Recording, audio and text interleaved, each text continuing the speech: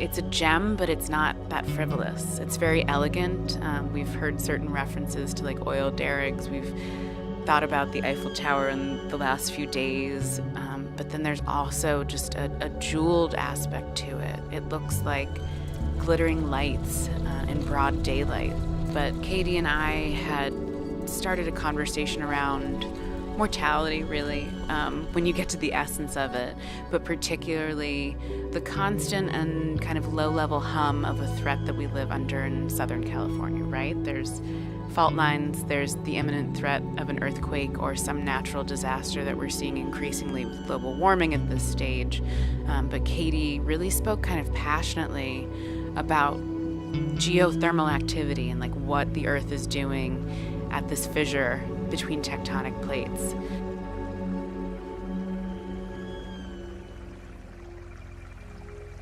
What we have made for Desertx is, you could say, our first attempt in a kind of fish-friendly piece of architecture.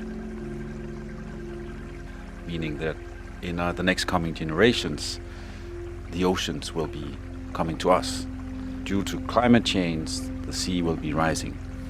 If we all behave well and do as the Paris Agreement on climate says, it will only be a couple of meters in the next decades or so. But that means that, millions of people will have to move. I think you can actually do a decent attempt of considering what is happening to the planet and how to sort of live in it when these things are happening. And what you then do will also have an impact on how we understand our cities and buildings.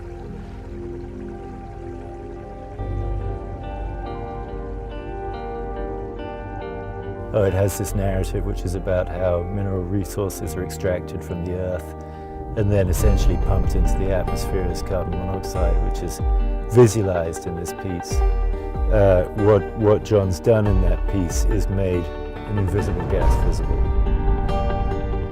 People don't know much about the materials that give rise to history, and they're very, very important. And I think maybe the Western flag asks the public to think about materials and to think about reality in relationship to the physical, to power and energy, and where those two subjects collide.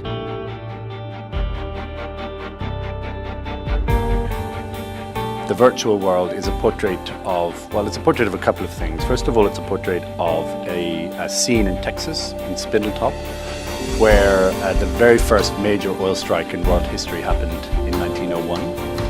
A man called Lucas drilled deeper than ever before and released this extraordinary flow of oil, which is called the Lucas Gusher. And over about 9 days, 900,000 barrels of oil flowed from this particular strike. And it was more oil from this one well than was being produced in all the other wells in America combined. So it was this massive strike.